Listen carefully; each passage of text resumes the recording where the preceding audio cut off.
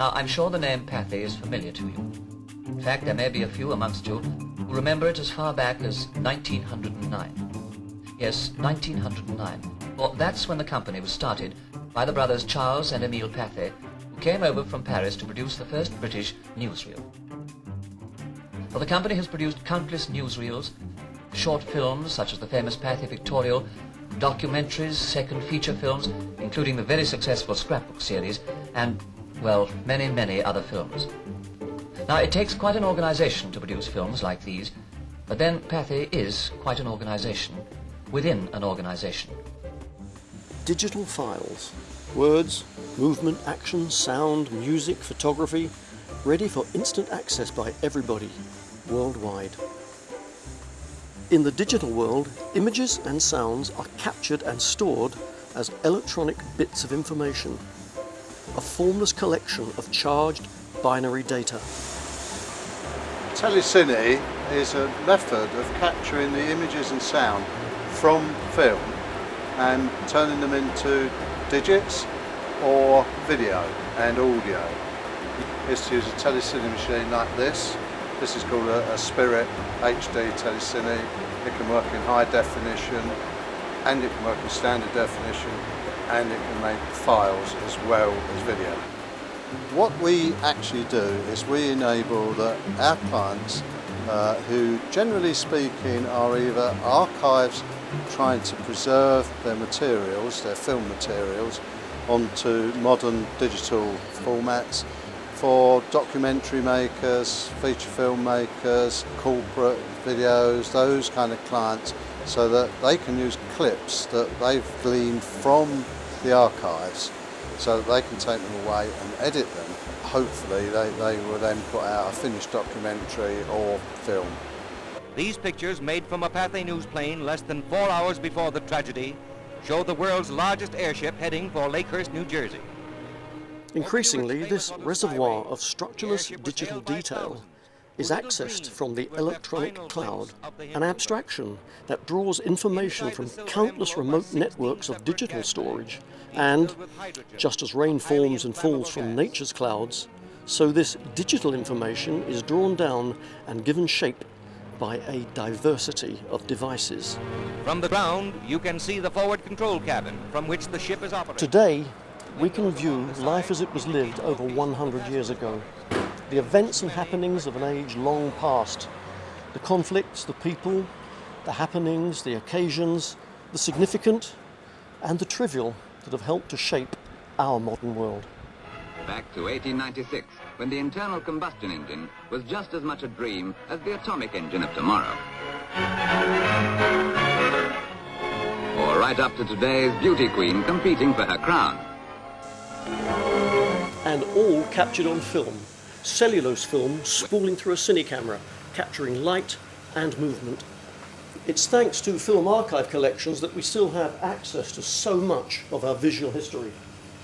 The major British newsreel film archive, British Pathe, holds moving pictures from the dawn of the last century.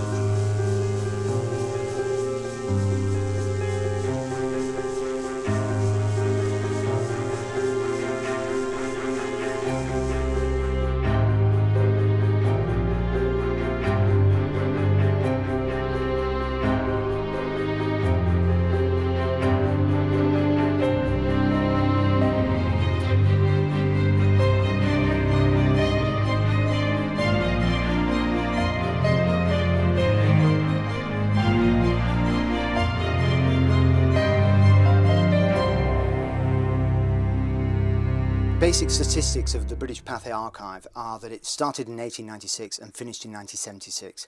That's a sum total of 3,500 hours and covers 90,000 individual stories, covering everything from that time period.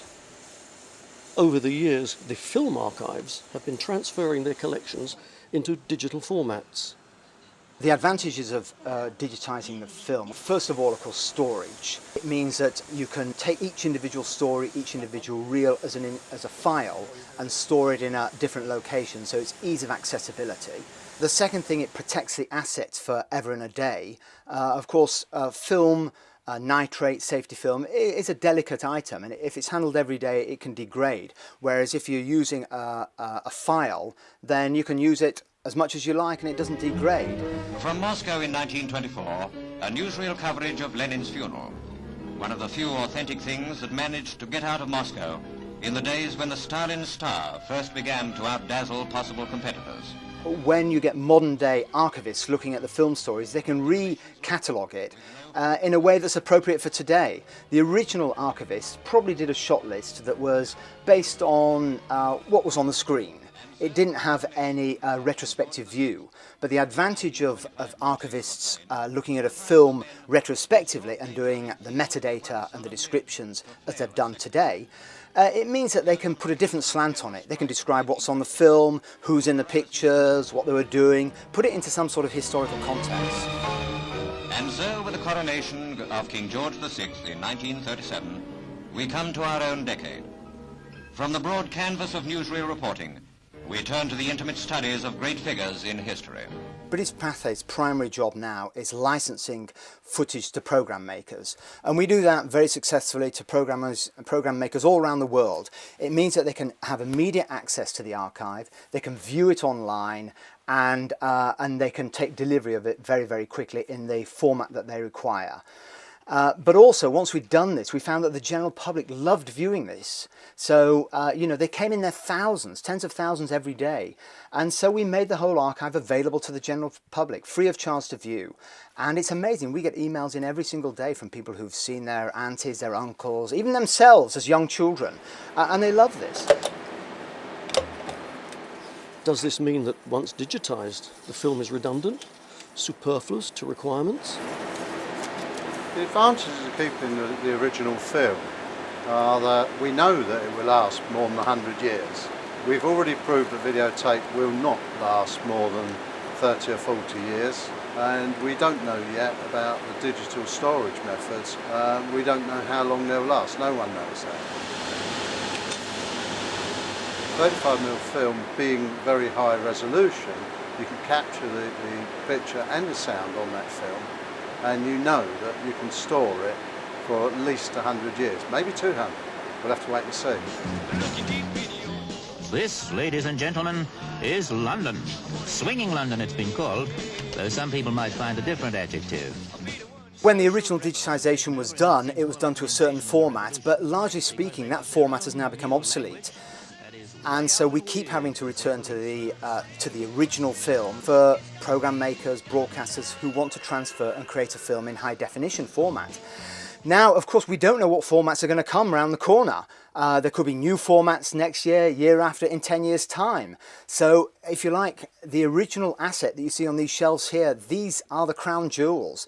They are the finest format that there are, and we will keep returning to them and keeping them in the condition that they were originally in, so that we can create new formats for program makers, for whoever, in years to come. And now to one of Oxford Street's most unpretentious but important buildings, Pathe House. Here, cornering Wardour Street, is the home of Pathe's short film enterprises, the Newsreel, the Pictorial, the hosts of documentaries and entertainment shorts.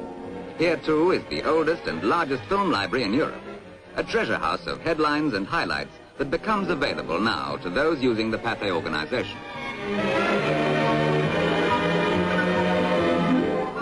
On film, our yesterdays endure in these cans. And here too will be preserved the highlights of today for the generations to come. But all this original film is bulky. This is 35mm film, 1000 foot. It contains 10 minutes of moving images. Now compare that to today. Our camera filming this can record up to 4 hours worth of high definition visuals on a small card that size. Storage of all this bulky original material in the so-called digital cloud is clearly out of the question. The British Pathe Newsreel archive has 25 million feet of film. That's a major storage problem. A problem that is not helped by much of the material being highly flammable. Vietnam. United States helicopter gunships backed up ground forces in a strong assault on a Viet Cong position only 3 miles from Saigon's Tan Son Nhut Air Base. US and South Vietnamese forces headquarters are located on the airfield's perimeter. The communists had showered the HQ and surrounding area with rockets and mortar bombs. The older film stock has a cellulose nitrate base, a highly flammable, volatile material used as an explosive propellant in such things as gun cotton. Unfortunately, nitrate film does have other drawbacks. Not only being extremely flammable, but it also decomposes after several decades, giving off nitric acid fumes, which accelerates decay, leaving the film sticky and goo-like, and ultimately turning into dust. This decay can be held in check by storage in stable, temperature-controlled conditions. Unfortunately, it is an ongoing problem for all major film archives. Film material from the 1950s onward used stable, non-flammable acetate safety stock. We don't keep the safety and the nitrate film together, as I'm sure you probably imagine. Nitrate film being very old film, it's volatile, it can biodegrade pretty quickly depending on its circumstances, so it needs to be kept in a stable environment with a control on its temperature and humidity levels, just to really keep the film in the best possible condition as it gets older. We tend to keep the nitrate film well away in a remote location that, interestingly enough, in this particular case, was used for storing nuclear weapons. So we couldn't think of a better place to keep people and the material safe from itself.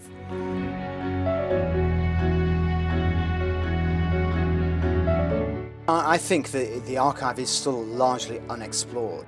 Remember, you're talking about 90,000 individual film items. If you were to watch 1 hour of the British Pathe archive a day, it would take you 10 years to view the entire archive. This is a can containing part of the original negative shot for the coronation in 1953. And this is a sensation that a digital file can never duplicate.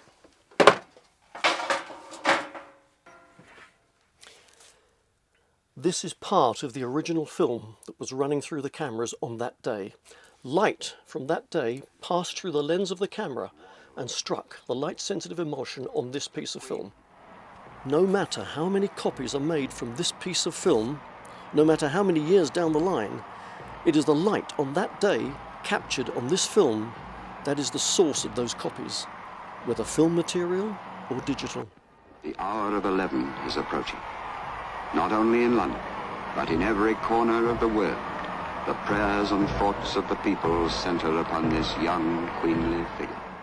The archive is very famous for capturing the big state occasions, the big events in history. And who bears them with such royal grace.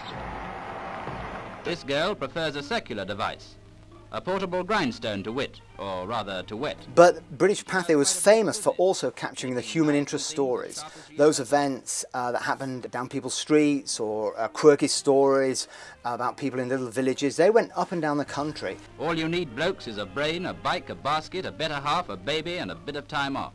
In fact, they went all around the world filming ordinary people doing ordinary things, and that actually is the great strength of the archive. One of the most important ways that we can use film is to actually see the way that people lived in their period, in their time.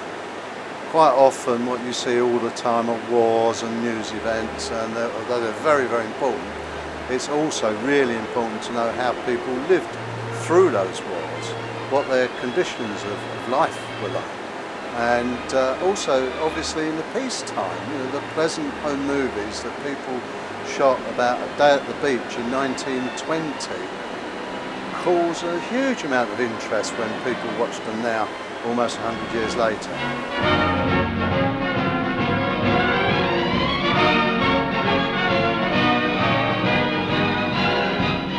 There's also something else as well, which is how the archive is interpreted. And filmmakers have different ways of interpreting things all the time. So it can be used and explored and discovered over and over again. We're very pleased to be storing this fantastic historic collection for the nation, for the future of film, for everybody's consumption, for for everybody's entertainment.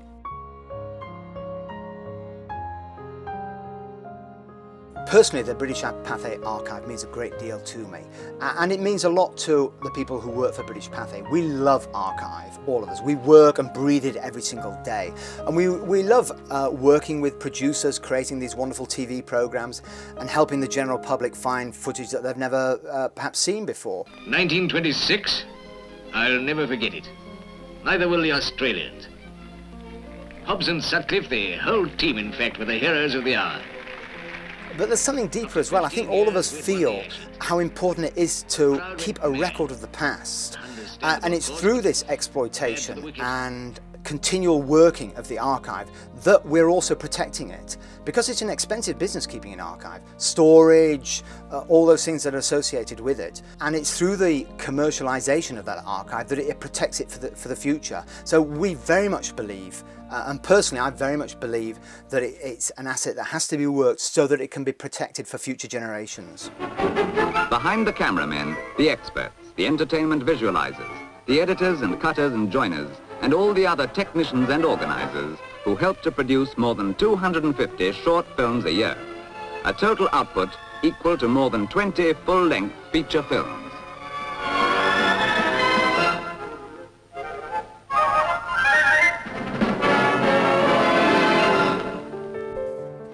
It's not just cans of film stored here.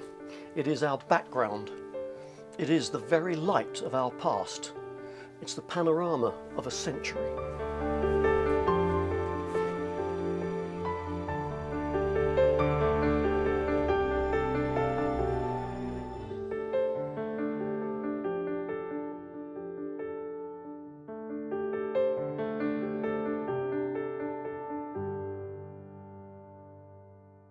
As I said before, it's quite an organisation, and it's now available to you